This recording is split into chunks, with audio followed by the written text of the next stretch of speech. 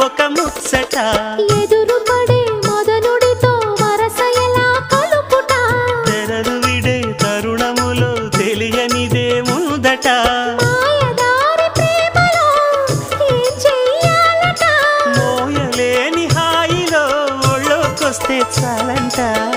బయట కొంగు ఎంతో మంచిది జారుతున్నది